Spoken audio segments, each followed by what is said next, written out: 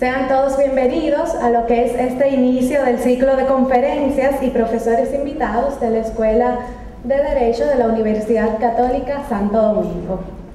Antes de proceder a dar inicio a lo que es esta actividad, vamos a ponernos de pie, por favor, para entonar las letras de nuestro glorioso himno nacional. Vamos valientes, alcemos nuestro canto con viva emoción, y del mundo a la faz sostendemos nuestro invicto glorioso perdón. Salve pueblo que intrépido y fuerte a la guerra a morir se lanzó, cuando el bélico reto de muerte sus cadenas de esclavo rompió. Ningún pueblo ser libre merece, si es esclavo indolente y servil, si en su pecho la llama no crece, que tembló el heroísmo viril. Más Quisqueya, heroica y brava, siempre altiva la frente alzará, que si fuere 1000 veces esclava, otras tantas ser libres habrá. De este modo, pues, podemos dar inicio formalmente a lo que es esta conferencia titulada Respuesta Jurídica de la República Dominicana al Crimen Organizado, y teniendo como expositor al magistrado Moscoso Segarra, juez de la Suprema Corte de Justicia.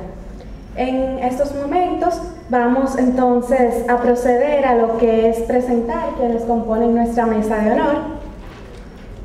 Tenemos, como ya hemos mencionado, al honorable magistrado, doctor Alejandro Moscoso Segarra, juez de la Sala Penal de la Suprema Corte de Justicia.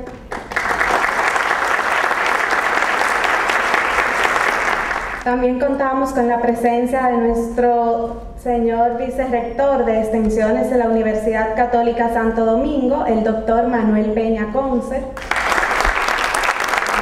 En este mismo orden vamos entonces a escuchar las palabras de bienvenida y presentación del ponente a cargo del licenciado Jaques Liranzo.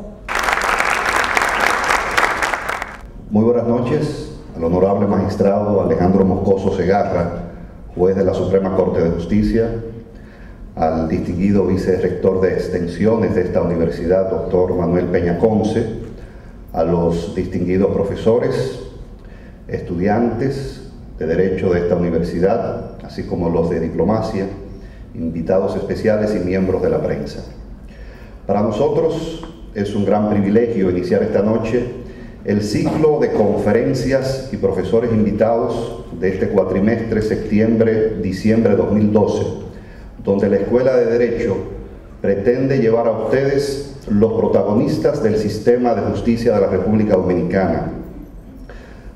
contactándolo directamente con jueces de la Suprema Corte de Justicia, de los demás tribunales del país, del Tribunal Constitucional, del Tribunal Superior Electoral, miembros del Ministerio Público, abogados en ejercicio y otros actores del sistema. Esto nos va a permitir poder fortalecer habilidades y fortalezas de estudiantes de Derecho, que en el futuro serán esos actores. Hoy tenemos al magistrado Moscoso Segarra, un experto en Derecho Penal. Inició la carrera en su función pública como procurador fiscal adjunto en el año 96. Posteriormente, en el año 98, pasa a ser procurador general adjunto de la República, director de la revista del Ministerio Público en ese entonces. Para el año 2000 pasa a ser gerente de capacitación de la Escuela Nacional de la Judicatura, encargado de toda la capacitación de los jueces y de los miembros de la defensa pública a nivel nacional. Encargado sobre todo del inicio de la capacitación de los jueces en el proceso penal que actualmente nos rige. Para el 2004 fue designado comisionado de apoyo a la reforma y modernización de la justicia, encargado de la implementación precisamente del Código Procesal Penal, de la Ley 136-03, para pasar posteriormente a ser fiscal del Distrito Nacional, con casos de renombre que ustedes recientemente conocen. Y en diciembre del año pasado, el Consejo Nacional de la Magistratura lo designa juez de la Suprema Corte de Justicia, específicamente ya por el Pleno como juez de la Sala Penal. Es autor de varios textos jurídicos, específicamente contra el lavado de activos, que es su especialidad. Esta noche queremos compartir con ustedes esta conferencia sobre la respuesta jurídica de la República Dominicana al crimen organizado, un tema que impacta no solamente a la sociedad dominicana, sino al mundo entero. Sin más preámbulos, les dejo con el magistrado Alejandro Moscoso Segarra. Muy buenas noches, señor vicerrector, doctor Manuel Peña Conce y gran amigo, licenciado Román Jaques, decano de la Facultad de Derecho de esta Casa de Altos Estudios, estudiantes, profesores, amigos todos. Antes que nada quiero agradecer a esta prestigiosa institución académica por darme la honrosa oportunidad de compartir con ustedes este espacio que más que jamás pretendo que sea una cátedra magistral, sino más bien un intercambio de ideas sobre un tema, como decía Román, de interés nacional y por qué no, de alta preocupación para el país. El propósito de nuestra modesta conferencia es el de abordar de forma holística, de forma integral y a manera de pincelada, porque el tema es muy amplio, cuál ha sido la línea de acción, es decir, la respuesta que desde el Estado, desde las instituciones, se le ha dado al fenómeno de la criminalidad organizada. No sin antes, desde nuestro punto de vista, abordar lo que son las características que distinguen este tipo de criminalidad que lastimosamente afecta no solo a la República Dominicana, sino a escala mundial. Nuestra intención, como decía en esta ponencia, es ver cuál es, desde nuestro punto de vista, la situación del tema y cuál ha sido la línea de acción articulada a nivel nacional e internacional. Con ese propósito, escribí algunas líneas, la cual voy a darle lectura, y al final podremos tener, si lo permiten los coordinadores de la actividad, algún intercambio de preguntas y respuestas. El origen de la criminalidad organizada se remonta a siglos atrás. En 1877 se publicó el primer estudio sobre la mafia en Sicilia, isla que se define como la industria de la violencia. Sin embargo, simplemente como referencia histórica sobre el tema, es oportuno señalar que actualmente la situación delincuencial ha sido explicada en ciertos casos a partir de la denominada teoría criminológica de la anomia, desarrollada por Merton, la cual indica que existe una relación lineal entre el proceso de modernización y los niveles de criminalidad. Esta teoría encuentra su fundamento en la idea de Emile Durkheim en 1950, según la cual la industrialización y la urbanización generan un crecimiento de la criminalidad en función de un superior grado de anomia y de pérdida de la personalidad individualizada, de la ruptura de vínculos sociales, lo vemos con el tema de la desintegración familiar, de la integración social reducida y de la desorientación del individuo.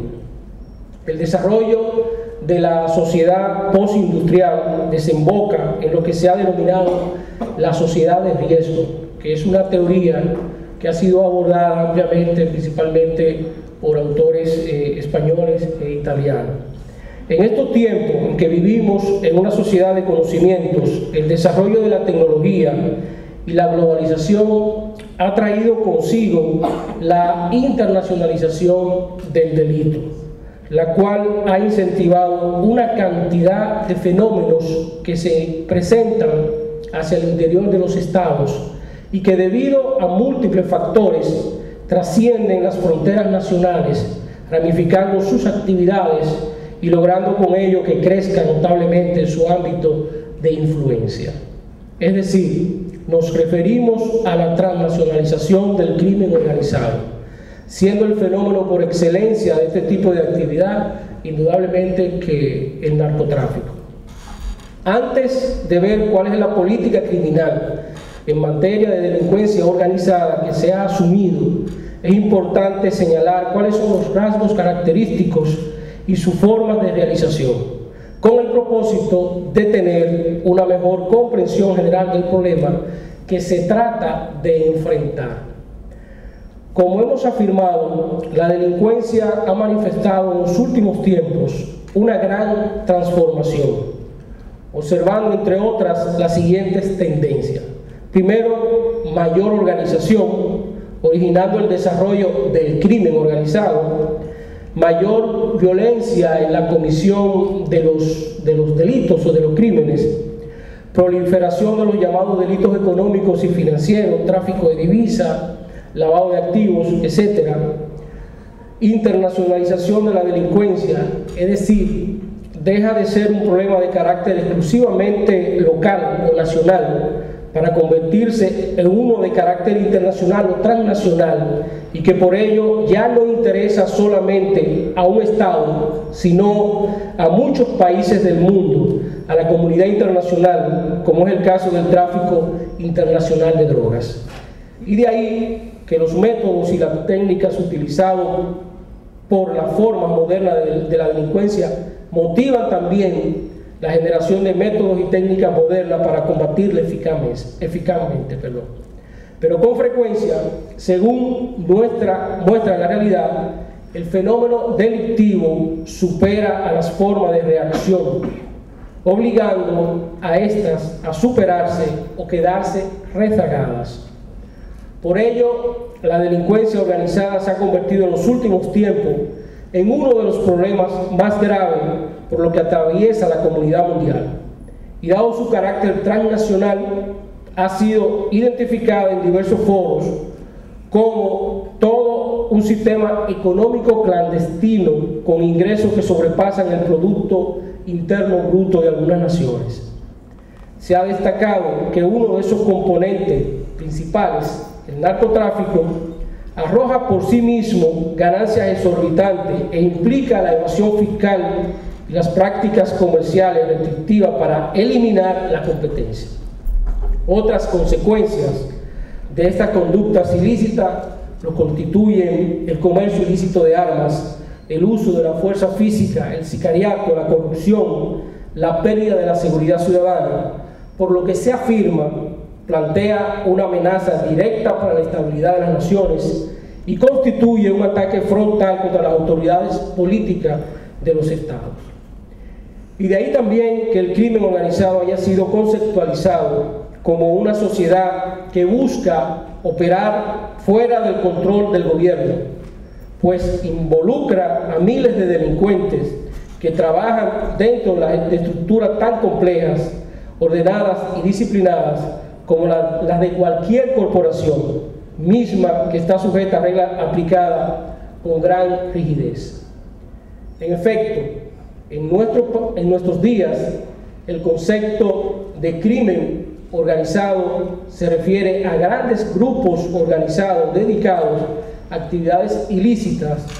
estructurados con la naturaleza y en ocasiones también con la apariencia de corporaciones de carácter lícito, pero a través de las cuales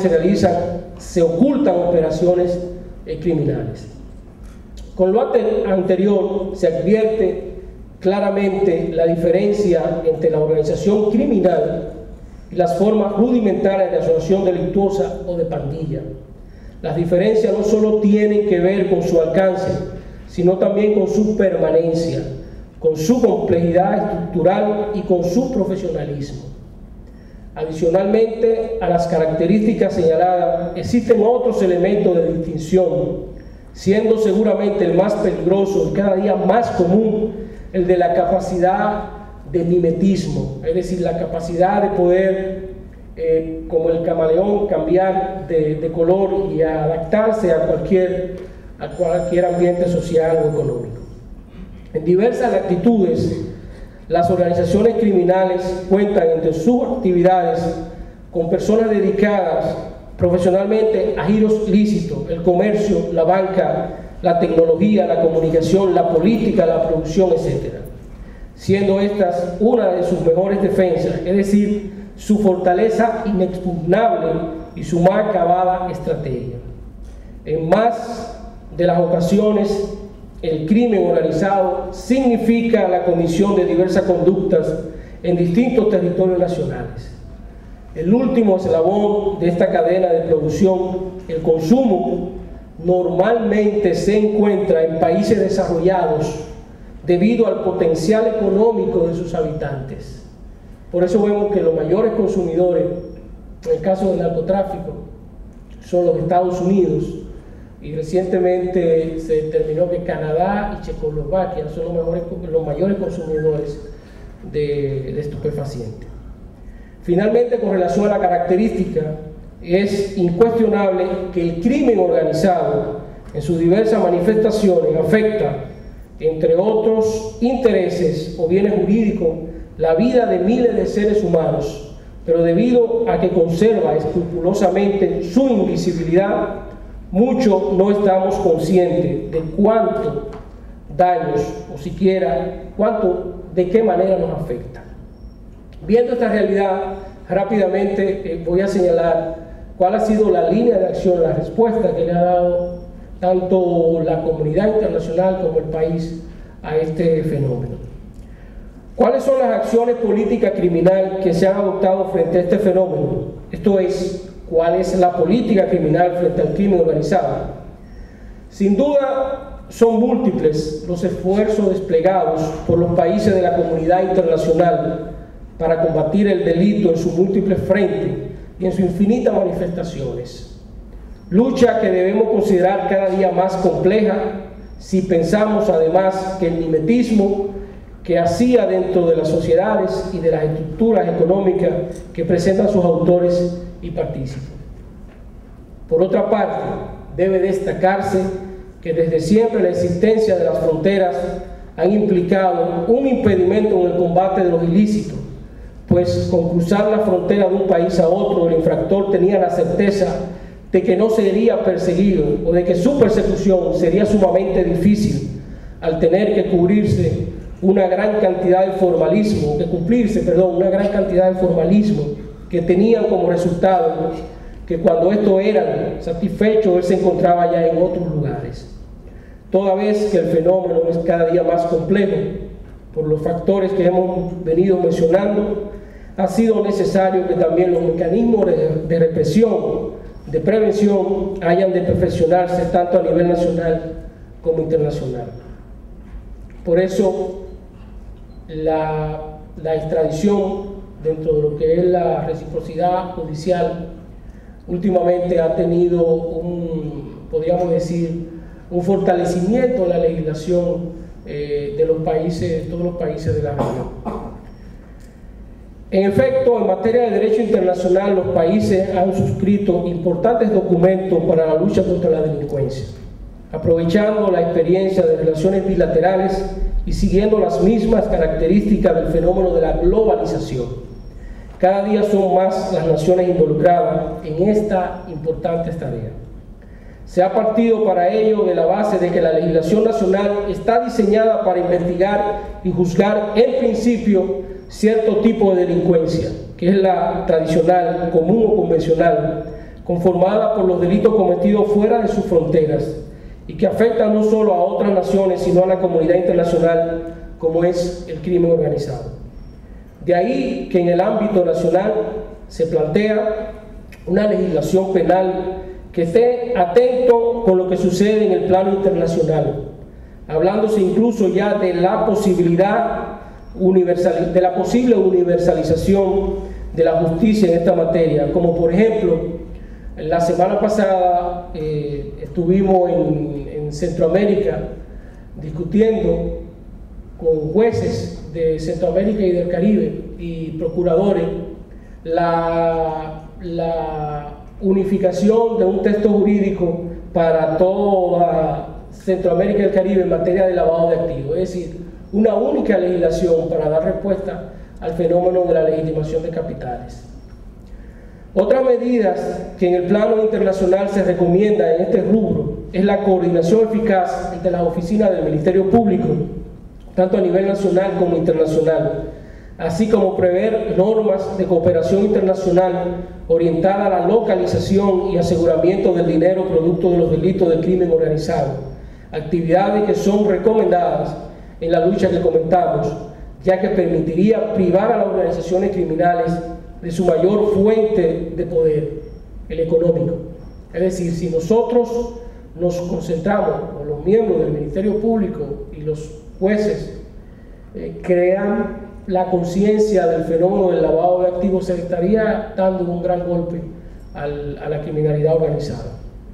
Pero además de estas estrategias, entre las que se destaca la creación de una ley especial para el combate del crimen organizado, una jurisdicción especializada, la que se genera con mayor punibilidad para este tipo de delincuencia, se plantea también la necesidad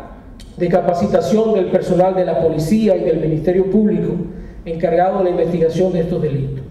creación de unidades élite para dar respuesta al fenómeno,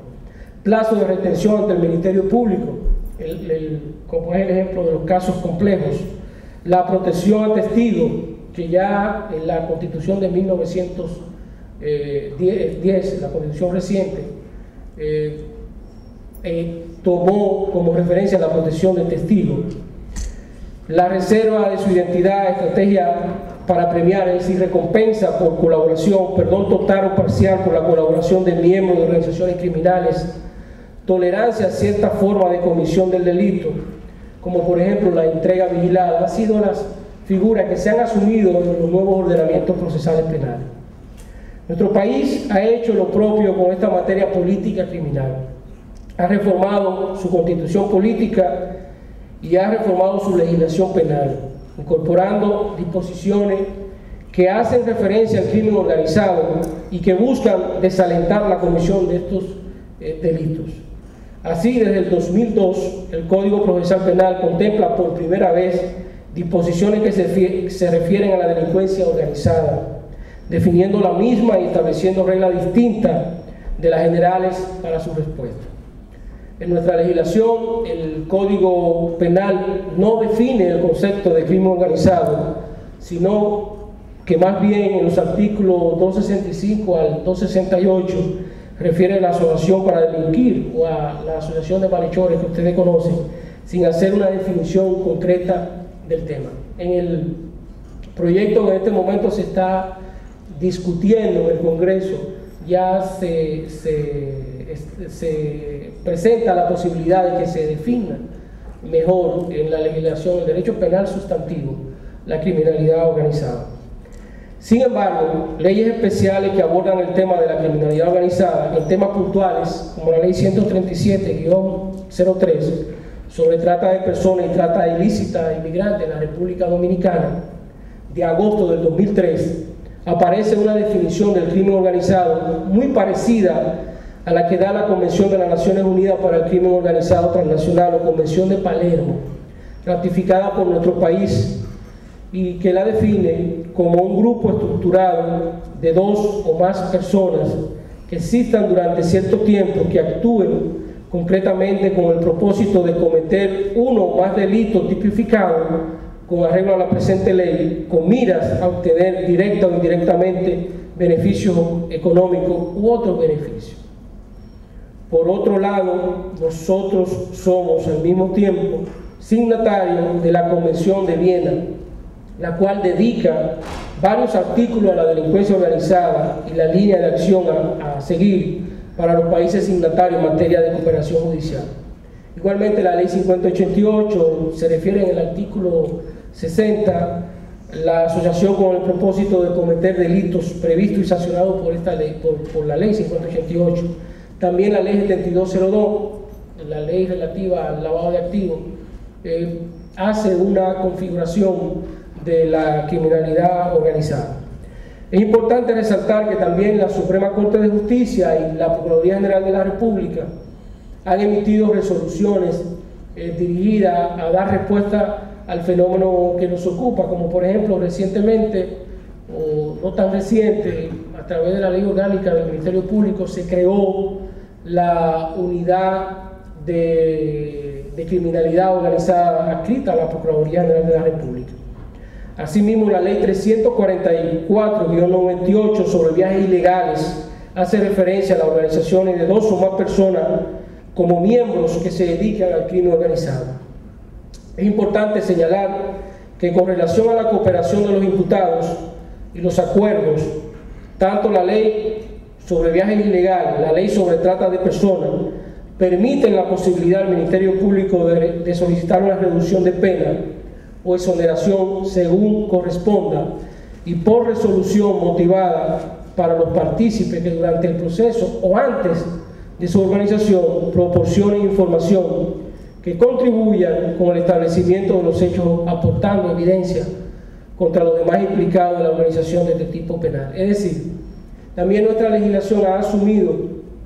los acuerdos, tanto parciales como pleno, en el Código Procesal Penal con el penal abreviado y con otras figuras, lo que permiten de alguna manera también dar respuesta al fenómeno de la criminalidad organizada. Para que ustedes tengan una idea, en los Estados Unidos, cerca del 90% un 90% se aplica el plea bargain, es decir, los acuerdos con los procesados. Finalmente, con relación a la reciprocidad judicial, el Código Procesal Penal en su artículo 1 establece la primacía de la Constitución y los tratados. La República Dominicana es signataria de la Convención de las Naciones Unidas para el tráfico ilícito de las drogas, de sustancias psicotrópicas, del 1988. Esta convención, desde nuestro punto de vista, constituye la madre de todas las legislaciones prácticamente del mundo con relación al lavado de activos y a la respuesta del narcotráfico. La ley 5088 y la ley 7202, principalmente la ley 7202, si ustedes la estudian se darán cuenta que prácticamente la Convención de Viena pasaba a la legislación nacional. Dicha convención, en su artículo 7, relativo a la asistencia judicial recíproca, establece que las partes se presentarán, a tenor de lo dispuesto en el presente artículo, se prestarán, la más amplia asistencia judicial recíproca en las investigaciones, procesos y actuaciones judiciales frente a los delitos tipificados en esta. Es decir, la Convención le da una importancia de primer orden a la reciprocidad judicial. Tanto así que también el Código Procesal Penal, en sus articulados, dedicó una sesión, un capítulo, me parece, al tema de la reciprocidad judicial. Y esto llega a tal punto que para ponerle un ejemplo, un asunto que se está investigando en la República Dominicana, es posible que un fiscal de Puerto Rico venga para ponerle un país como ejemplo, puede ser de otro país, conjuntamente con las autoridades dominicanas y bajo la dirección obviamente del Ministerio Público de la República Dominicana o del juez, todo depende de la situación, a realizar investigaciones en nuestro país. Igualmente nosotros podríamos, y tenemos experiencia en ese sentido, hacerlo en otro país. De su lado, nuestro Código Procesal Penal dedica, como decía, el capítulo 4 a la cooperación judicial internacional, con un alcance amplísimo a la luz de los tratados internacionales. A modo de conclusión, podemos ver que nosotros contamos con la normativa nacional e internacional idónea para dar respuesta al fenómeno de la criminalidad organizada. Sin embargo, hay que reconocer que el crimen organizado es de difícil persecución, por lo que nos hace falta un conocimiento especializado de las formas de actuación, organización, ocultación y aprovechamiento de los beneficios obtenidos por estos grupos criminales. Hace falta sobre todo disponer de expertos en economía, contabilidad, finanzas, que constituyen las técnicas del modo de actuación de los imputados. Hace falta conocer el entorno sociológico que los arropa, más allá de la complicidad punible, en ocasiones con respaldos sociales y económicos, con sus baluartes jurídicos, sus defensores jurídicos y a veces mediáticos y en ocasiones políticos, que dificultan la concreción de los hechos, su valoración y su persecución penal sobre el crimen organizado. La estructura clásica del sistema judicial, jueces y fiscales, no estaba concebida para hacer frente a las organizaciones criminales. Se partía históricamente del criterio según el cual cada fiscal, como cada juez, está preparado para abordar cualquier tipo de persecución penal de cualquier tipo de delito o delincuencia. Pero esto hoy ya no es realista. En todas las disciplinas científicas, en todas las actividades profesionales, individuales o colegiadas, en todos los servicios públicos, van naciendo especializaciones a medida que la complejidad de las actividades y las necesidades lo requieran. Para concluir, entiendo importante recordar el comunicado urgente que el 20 de marzo de 1990 en la Asamblea de la ONU, la Comisión Parlamentaria Antimafia de Italia, que por entonces era el país que se encontraba en la vanguardia de la lucha contra la mafia, gracias a la iniciativa de jueces como Giovanni Falcone, que como algunos de ustedes saben, fue muerto junto con su esposa y su seguridad, un atentado criminal en Italia, y que decía en ese mensaje, y cito: las organizaciones internacionales de delincuentes han llegado a acuerdos y entendimiento para repartirse zonas geográficas, desarrollar nuevas estrategias de mercado, elaborar fórmulas de ayuda mutua y resolución de conflictos, y todo con alcance planetario. Nos enfrentamos con un auténtico contrapoder delictivo capaz de imponer su voluntad en los estados legítimos, socavar instituciones y fuerza de la ley y el orden, perturbar el frágil equilibrio económico y financiero y destruir la vida democrática. Fin de la cita, y con esta cita termino esta modesta participación. Muchas gracias. Muy buenas noches. Felicitar la iniciativa de la Escuela de Derecho y felicitar la excelente conferencia que ha tenido nuestro magistrado. Se ha hablado en los últimos años de un narcoestado, un posible narcoestado en la República Dominicana. A esos fines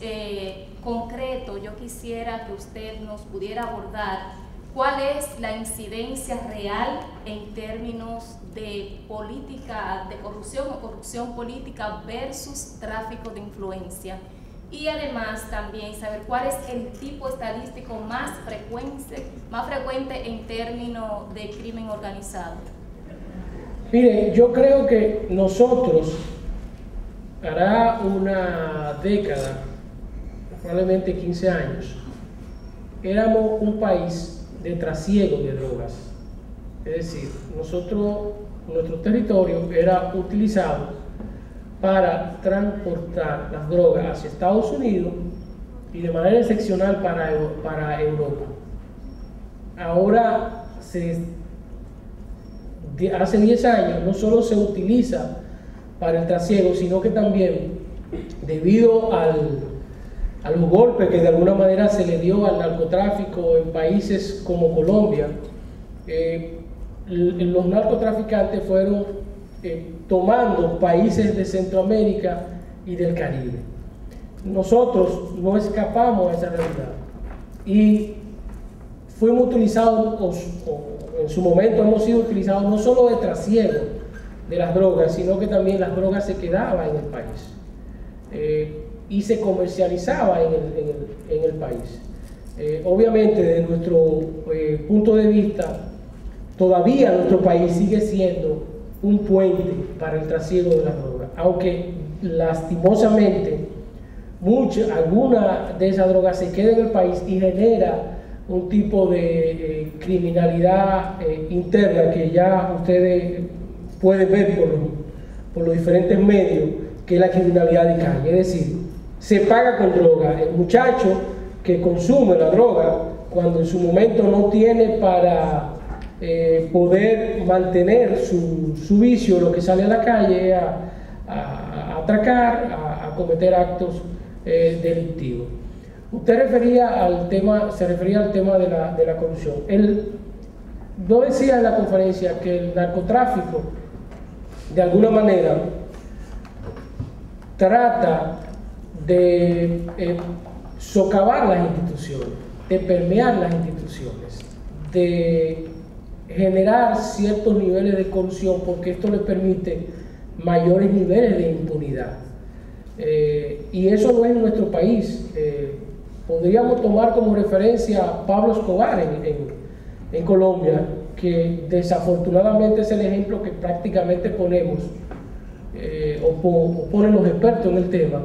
porque este señor logró permear todas las instituciones de ese gran país. Incluso llegó a ser congresista, llegó a ser diputado, llegó a comprar generales, llegó hasta el palacio. Es decir, el narcotráfico trata de buscar algunos requisitos para poder penetrar a las instituciones que están encargadas de dar respuesta al fenómeno y socavar su cimiento para con esto poder lograr mayores niveles de impunidad en todos los estratos sociales, en todos los estratos de las instituciones, como decía, que tienen la responsabilidad de la respuesta al fenómeno de la criminalidad. Para la capacitación de los que tienen actuales, para el mejoramiento del funcionamiento y el combate del narcotráfico. La capacitación de las instituciones que de alguna manera están a cargo de dar respuesta al fenómeno de la criminalidad. Yo diría que nosotros hemos avanzado de manera importante y la realidad nos ha hecho avanzar. Lo que entiendo es que en áreas tan complejas como el lavado de activos, que está en todos los tipos de organizaciones criminales, es decir, no solo en el narcotráfico, sino en la corrupción, en la trata de personas, siempre el criminal trata de insertar sus recursos en los sistemas financieros, en la economía nacional de cualquier país. Y para hacer esto requiere de estructuras financieras con capacidades para manejar asuntos de contabilidad, asuntos bursátiles, asuntos financieros, que prácticamente muchos de nosotros desconocemos, porque el jurista, el abogado, el juez, el fiscal es un experto muchas veces en los temas, o muchas veces no, se supone siempre en los temas legislativos, pero el tema financiero, el tema de economía, el tema bursátil, es pocas veces manejado por las personas que nos dedicamos al mundo jurídico. Por eso decía en la conferencia que es necesario fortalecer las competencias y las habilidades de las personas que están a cargo principalmente de la investigación, es decir, del Ministerio Público y por parte de los jueces también, que hay un mayor nivel de conciencia del impacto que produce el lavado de activos y el crimen organizado en la sociedad. Hablaba de una especie de mutación que ha venido teniendo el crimen organizado, específicamente transnacionalizándose, siguiendo los mismos patrones que el fenómeno de la globalización. La pregunta es la siguiente: si tenemos un fenómeno tan cambiante, ¿por qué la República Dominicana, hasta cierto sentido, ha venido quedándose detrás? Hace un tiempecito teníamos un comisionado de reforma del Estado, teníamos un comisionado de reforma del sector judicial, hoy no lo tenemos. Aparentemente los pasos que estamos dando son hacia adelante o seguimos para atrás. Yo creo que hemos avanzado. Los recursos son exiguos, son pocos. Probablemente no hemos avanzado como quisiéramos por falta de recursos, pero creo que en estos momentos nosotros contamos con miembros del Ministerio Público, con miembros de la Judicatura, con mayor formación, con mayor capacitación para dar respuesta al problema. Reitero, hacen falta recursos, porque, como decía también en la conferencia, la criminalidad organizada casi siempre tiene un paso delante de las autoridades en cuanto a recursos, en cuanto a tecnología, y además de que los recursos económicos que tienen